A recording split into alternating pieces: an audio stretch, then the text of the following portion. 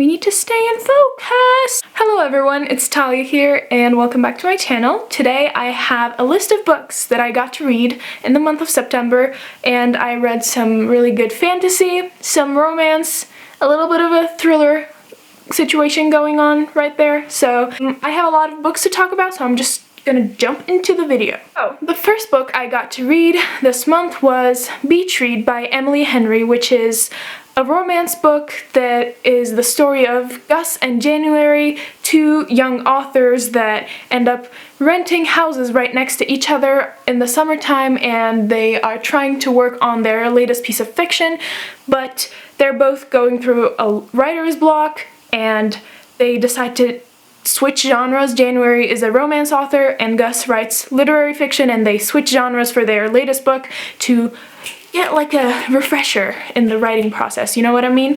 And they used to actually know each other from college, so it's kind of like a second chance romance. I really liked the banter, the connection, the care that these two characters have for each other, and I really appreciated that the author included the process of writing so clearly in some segments of the book. I think it added like a pizzazz to the story. Overall, I really liked it. I gave it 4 stars, and I think if you want a summery read, it's taking place in summer, not exactly an autumn read, but if you want to reminisce about the warmer times that are far behind us now, please pick this one up because you won't regret it. The next books that I read were Shadow and Bone and Siege and Storm by Leigh Bardugo, which are the first 2 books in the Grisha trilogy. I gave both of these 3 stars. I was not head over heels with the story. The world is really interesting, but I think from what I hear, I haven't read Six of Crows yet, but I feel like a more deep character study will be better for me in this universe to read about. I felt very detached from Alina, the protagonist of the story, who is like a scrawny little thin girl that is working in the army as a cartographer, and this army is made up of normal people and Grisha who are sorcerers and can like do magic and stuff, and a peculiar incident puts Alina in a position that she has never expected to be in, and the story follows her from there, basically trying to navigate the army, court politics, romance. This is not a spoiler, she has a crush on this childhood friend of hers for some reason. I think they could have built that character up so much more, but it's not built up. I don't care about the romance at all. What I did enjoy was the villain development in the story and also the training sequences, because Alina as a cartographer does not know how to fight, and she's not like the prodigy that, oh, I tried this once so I'm a pro fighter now. It's not like that. There are brutal battle scenes that she has to like train and fail again, and that I really enjoyed reading about. But other than that, I think this story just did not grab my attention as much as I needed it to. I'll see if I like the third one because I'm 2/3 of the way there, so I'm just gonna finish the trilogy and hopefully pick up Six of Crows, which I have higher expectations for. But moving on to my other fantasy read, The Night Circus by Erin Morgenstern, and I gave this 4 stars. I freaking love this book. It's so beautiful, it's so mysterious, it's such a perfect fall read in my opinion. It's a circus that appears overnight in different cities. There are magical elements to the circus, and we follow the story of Celia and Marco, I believe, that are working in the circus. They are both magicians trained by their teachers, and they were preparing their whole lives for a duel that they'll have to carry out in the end, but then there are feelings getting involved, and then there's the other people that the circus touches with its magical elements over the years, and it's not like a one and done story that takes place in the course of like 2 weeks. There are years in between these guys meeting and figuring out more about each other, and I really just loved reading about it.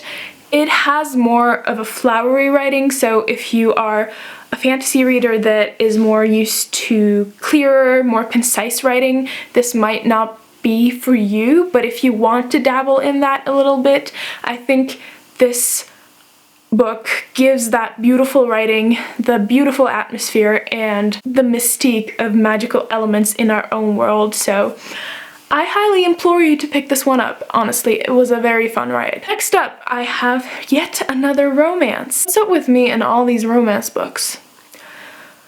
I don't know. The Wedding Date by Jasmine Guillory. I hoped I would enjoy this so much. I did enjoy it until the very end, and then I stopped and thought about it, and I found so many problematic things that took away all my joy from this book. I gave it only 2 stars, and here's why. We follow Alexa and Drew. Alexa is a black woman working besides the San Francisco governor, I believe. Don't quote me on that, but she's in politics, and she is very driven in her work. And Drew is a doctor in LA. And Drew comes to San Francisco for his brother's wedding, I think. They used to meet in an elevator, and out of a whim, Drew just asks Alexa to be his date to the wedding because he's desperate and such. And they go to the wedding. There are some feelings stirred, there are some steamy scenes, and then they're like, oh my god, should we keep seeing each other? Yes, of course. And then they try to work out like a long distance situation because San Francisco and LA. But overall, the one thing I really enjoyed was Alexa's devotion to her profession, and that was about it. And also maybe the fact that they managed to carry out a long distance relationship, which is something I really admire. But Drew, from time to time, would inquire about racial stuff to Alexa, and it was so clear that he had very dangerous misconceptions, and Alexa addressed them only once, and then all of those issues were swept under the rug because Drew's overwhelmingly white family had some more problematic characters in it that confronted Alexa, and those were made of more of a spectacle in the book, and Drew's like misconceptions were just unseen and not confronted.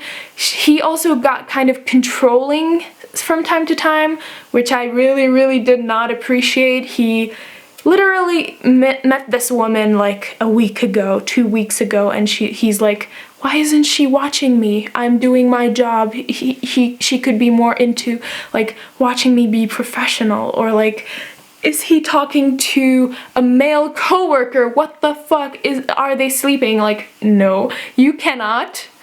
Dude, you cannot. That is not okay. I was kind of like, I was questioning while I was reading it, but when I finished reading and the steam and the whole like smut things were out of the way, I was like, holy shit, this is not, I'm not gonna read this again. So that was that.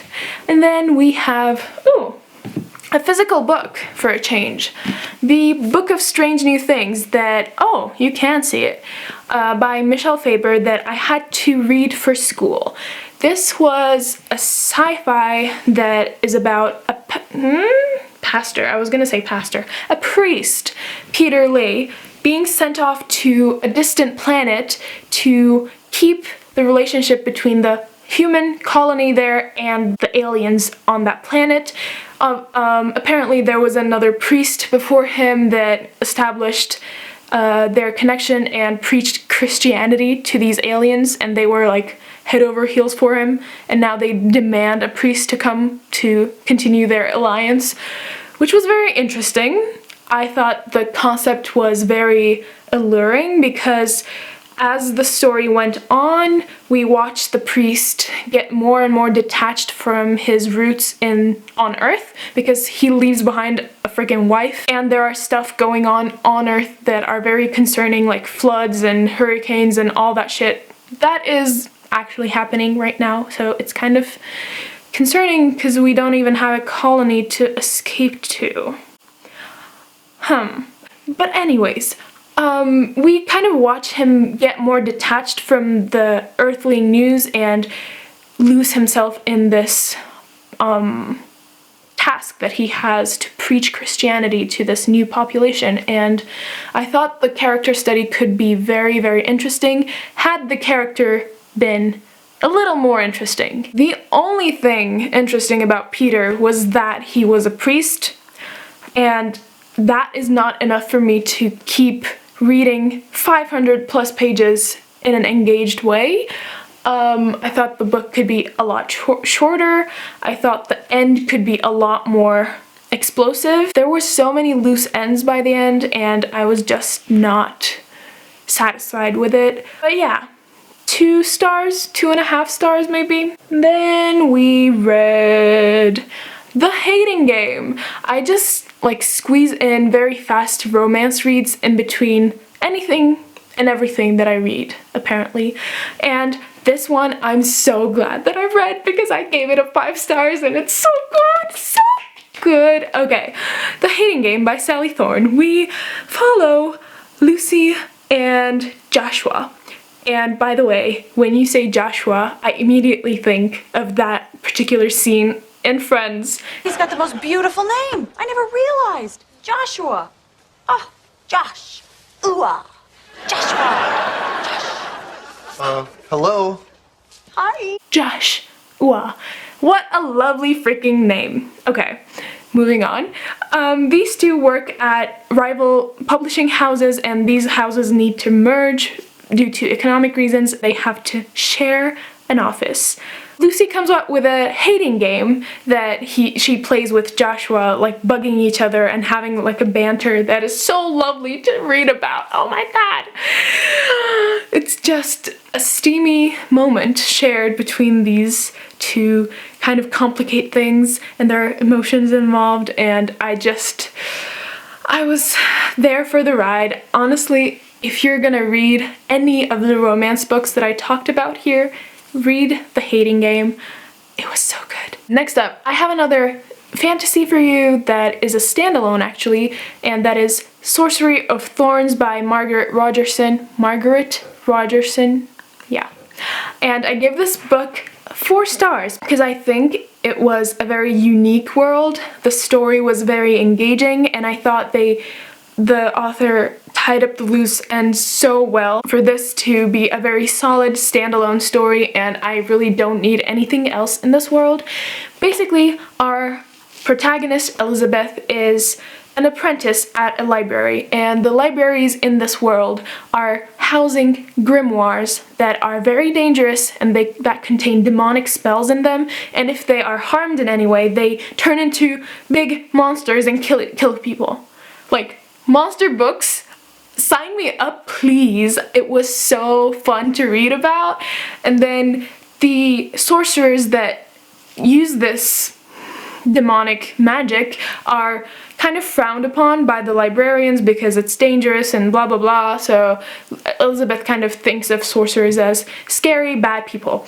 Then one night, one of the grimoires at her library escapes and kills someone, and she is implicated, so she kind of has to pair up with this sorcerer person to figure out what the hell is going on with the grimoires being set off all around the kingdom, and also how to clear her name from this. And I loved the story overall. I loved that our protagonist was strong and very dutiful and knew what she wanted to do. I thought the romance could be worked on a little earlier in the story because I felt like it was at the very background for a very long time and then it happened really quickly, but other than that, I really loved the character dynamics between the two characters. I'm all okay with it now.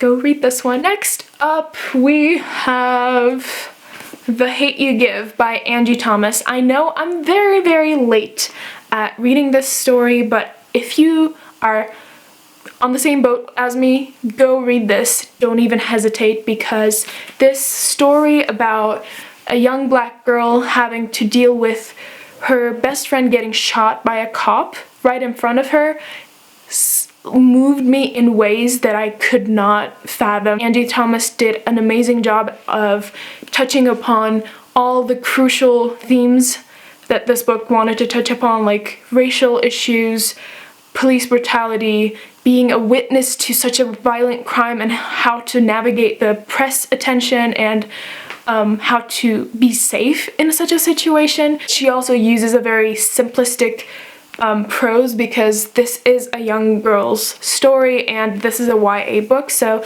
I think she did an amazing job of balancing those two together. I thought Star, our protagonist, was very realistic and very fleshed out, which I really appreciated, because she is scared. She doesn't know how to react, doesn't know who she's gonna endanger if she speaks up or she doesn't, and there are expectations from her, from society, from her parents, and she's also going to a very heavily white school outside of her neighborhood. She kind of has to deal with that duality of her character, and I just loved this so much. The only reason I gave it a 4.5 stars instead of 5 stars is that the ending could be more explosive, but I wanted some more action by the end as well. So that was my experience with The Hate You Give. Then we have, sadly, a failed thriller. Okay. Watching You by Lisa Jewell is a thriller about this neighborhood in Britain where a very prominent person gets killed, and we shift between many perspectives and try to piece together who killed him, and everyone has different secrets, everyone has a very secretive past, and I thought this could go so well, but several things bugged me about it, and not in like a I'm thrilled, I'm disgusted way, the way that I want to be disturbed by books like this. But one of the perspectives of a young woman who's married was being infatuated with like a middle-aged man, and I just could not get myself into looking at life from her perspective. Don't have anything against relationships with age gaps, but there is also cheating, and I really don't like to read about emotional cheating.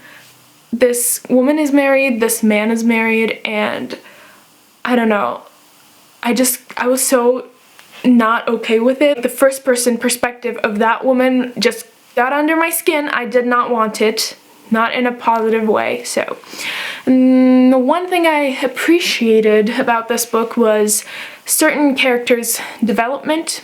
There are very good reveals and plot twists, but also some of the character build-up is just hung to dry, and I was so pissed by the end. I was so mad by the end that I only gave this 2.5 stars, and I did not read another thriller in September, which I wanted to read so many more, but I was like, I am not in a thriller mood after this, so we're not gonna risk it. The next book I read, luckily, was a huge success for me, and that is Eileen by Ottessa Moshfegh. What a sucker punch of not even a novel, a character. I love Eileen, and she is the most unlikable, most disgusting character that I read about in a very long time, and I still love her because Moshfegh built up her character so well that I was like, what is this girl gonna do? What is this girl's story? I want to know. I need to know. Eileen lives in this small town in the US, and her life is very not good. She works at a detention center, boys' prison, and she is filled with self-loathing and resentment against others. She has an alcoholic dad. She dislikes everyone, and she has kind of stalker habits, eating disorders, and she's an overall unhealthy person inside and out. And then the character is built up until like past the halfway point of this book, and then we are introduced to Rebecca St. John, with whom Eileen is infatuated with, and Rebecca kind of sucks her into this plot that you never see coming. I was so freaking excited to be consuming this story. I'm just gonna say that. And the gritty character, loved it. Not being afraid to go there with the disgusting habits and thoughts that cross Eileen's mind.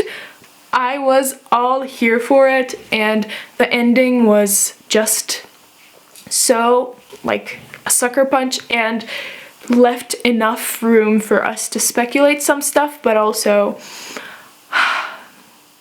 gave me such a satisfactory ending too. So if you are a character-driven reader and you want to read about some twisted characters, go pick up Eileen. Oh, I forgot, I gave Eileen 5 stars.